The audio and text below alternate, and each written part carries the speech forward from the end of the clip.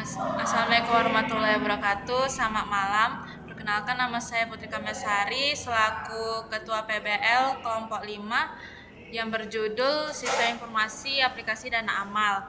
Saya dan anggota kelompok akan mempresentasikan hasil perencanaan laporan aplikasi Dana Amal kami. Yang pertama adalah informasi umum proyek. Pengusul proyek dan manajer proyek kami adalah Bapak Kaprodi Ahmad Hamim Tohari. Judul proyek kami adalah aplikasi web Dana Amal. Dari luaran proyek kami itu yang berisi tentang aplikasi Dana Amal, laporan RPP, poster, dan video presentasi. Di aplikasi kami ini memiliki klien atau pelanggan, yaitu donatur yang diisi oleh dosen dan mahasiswa. Waktu yang dikasih pada proyek ini adalah 1 semester, yaitu atau 6 bulan. Tujuan aplikasi pada Dana Amal ini adalah membantu sesama untuk menyalurkan bantuan kepada yang lebih membutuhkan. Selanjutnya,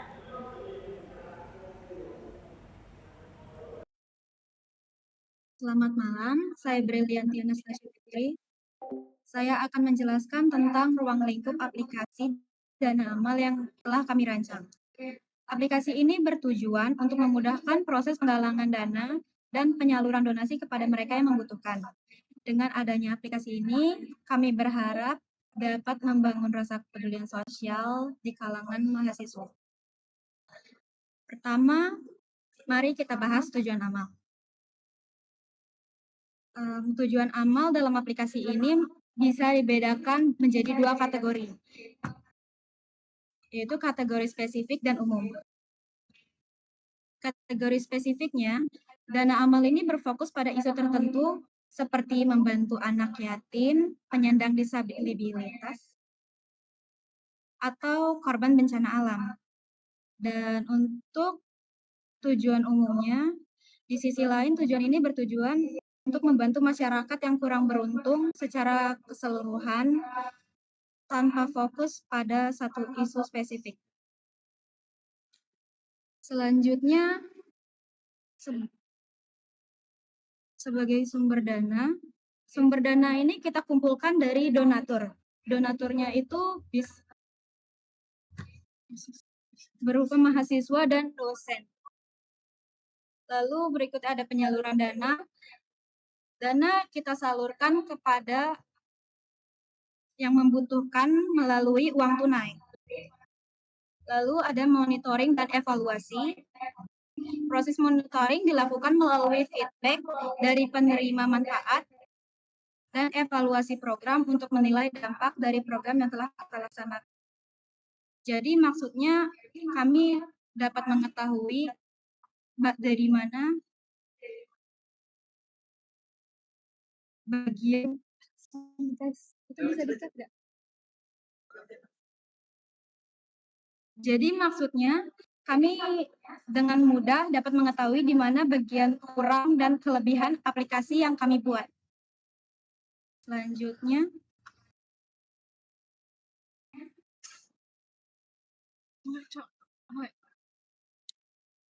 selamat malam untuk Bapak dan teman-teman sekalian. Kenalkan, nama saya Gracia Elizabeth Salahib. Dan di sini saya akan membahas tentang desain umum aplikasi, yaitu aplikasi web Dana Amal. Yang pertama, aplikasi Dana Amal ini berbasis web yang dapat diakses oleh mahasiswa dan dosen. Yang kedua, ada tujuan sosial dari aplikasi Dana Amal. Aplikasi ini bertujuan untuk memudahkan pengumpulan dan pengelolaan donasi untuk tujuan sosial seperti musibah, bencana, bagi mahasiswa, dan pembangunan infrastruktur. Yang ketiga, ada fitur donasi, ada desain umum Dana Amal. Pengguna dapat menyumbangkan donasi sesuai dengan kategori atau jumlah nominal yang mau didonasikan yang termasuk dalam aplikasi ini. Yang keempat, ada informasi amal. Aplikasi kami dilengkapi dengan fitur untuk memberikan informasi tentang amal yang akan update tiap minggu. Yang kelima ada proses pembayaran. Aplikasi ini dirancang untuk mempermudah proses dalam transaksi donasi, yaitu merupakan kris. Yang keenam ada kategori donasi. Pengguna dapat memilih kategori yang ingin mereka donasikan. Yang ketujuh ada metode donasi. Pengguna dapat melakukan donasi melalui kris. Dan yang terakhir ada informasi donasi. Aplikasi ini memberikan informasi tentang hal-hal yang ingin didonasikan. Lanjut.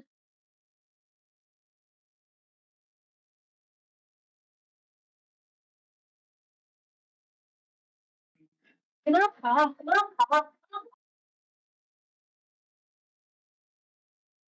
Selanjutnya adalah user terbagi dua, mungkin untuk donatur dan mungkin sebagai admin. Donatur akan masukkan mereka email dan password, lalu masuk ke proses login. Kalau mereka ditolak, mereka akan kembali ke login. Jadi mereka akan masuk ke beranda donasi, history, about us, setting. Beranda berisi profil. Profil ini ada informasi pribadi, terus lanjutkan informasi, notifikasi, dan total donasi. Lalu di tampilan donasi akan menampilkan pilih kategori, yaitu untuk musibah dan untuk pembangunan. Lalu ada pilih nominal, lalu ada metode pembayaran.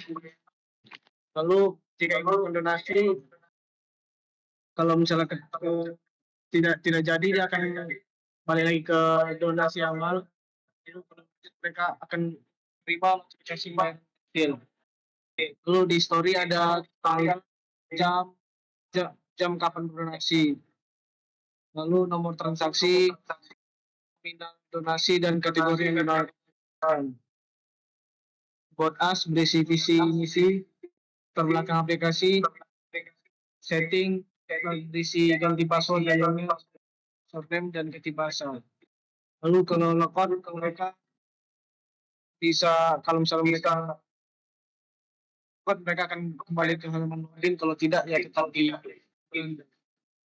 Lalu kalau untuk admin, sama saja seperti donatur, cuman dia ada fitur di bagian informasi, ada informasi terbaru. Lalu di total donasi, dia akan mengakumulasi semua data transaksi dan menurunkan donasi. Sekian, terima kasih.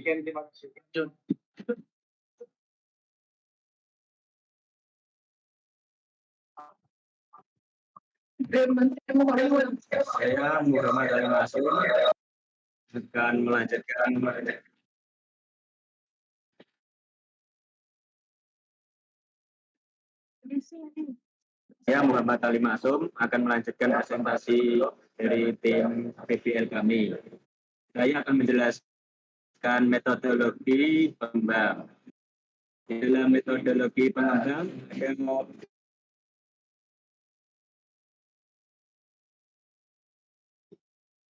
melibatkan merancang tujuan untuk proyek. Bagian fitur yang dijalankan, desain sesuai proyek, bagian dasar pemrograman, dan membagi rincian tugas untuk tim. Nomor 2 yaitu analisis. Pada tahap ini kami menjelaskan permasalahan proyek, merumuskan usulan proyek, mencari konsep jalan aplikasi atau web, dan menyusun rancangan mock-up untuk sistem yang akan dikembangkan. Yang ketiga, desain. Pada tahap ini, kami membuat struktur perencanaan data, flowchart, dan UML, perancangan logo, serta perancangan UI UX. Yang nomor 4 yaitu implementasi. Pada tahap ini kita melakukan pengujian fungsional sistem, membuat proyek, mengecek bagian fitur yang bermasalah, membuat prototipe tampilan sistem, dan membuat laporan proyek.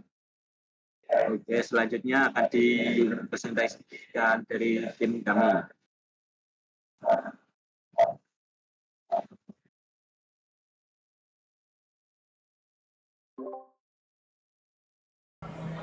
Saya Kristiani Pakpahan akan melanjutkan konstruksi produk dan estimasi waktu. Tahap yang pertama yaitu kami akan melakukan planning atau perencanaan. Aktivitas yang kami lakukan itu yang pertama yaitu merancang tujuan dalam proyek, yang kedua merancang bagian fitur yang mau dijalankan, yang ketiga merancang desain sesuai dengan proyek, yang keempat merancang bagian dari dasar program, dan yang kelima yaitu membagi rincian tugas uktif. Estimasi yang kami butuhkan yaitu 2 minggu. Tahap yang kedua yaitu menganalisis. Aktivitasnya yang pertama yaitu menjalankan permasalahan dari proyek, yang kedua merumuskan usulan proyek, yang ketiga mencari konsep dalam aplikasi atau web, dan yang terakhir menyusun rancangan mockup untuk sistem yang akan digunakan. Estimasi yang kami butuhkan yaitu 2 minggu. Tahap yang ketiga yaitu desain atau perancangan. Aktivitasnya itu yang pertama membuat struktur atau perancangan data, dan yang kedua membuat flowchart dalam UML. Yang ketiga membuat perancangan logo, dan yang terakhir yaitu membuat perangan UI atau UX. Estimasi yang kami butuhkan yaitu 3 minggu. Tahap yang keempat yaitu implementation atau implementasi. Aktivitas yang pertama yaitu melakukan penguji fungsional sistem, yang kedua yaitu membuat project, mengecek bagian fitur yang bermasalah, yang ketiga yaitu membuat prototipe tampilan sistem, dan yang terakhir yaitu membuat laporan proyek. Estimasi yang kami butuhkan yaitu 7 minggu. Selanjutnya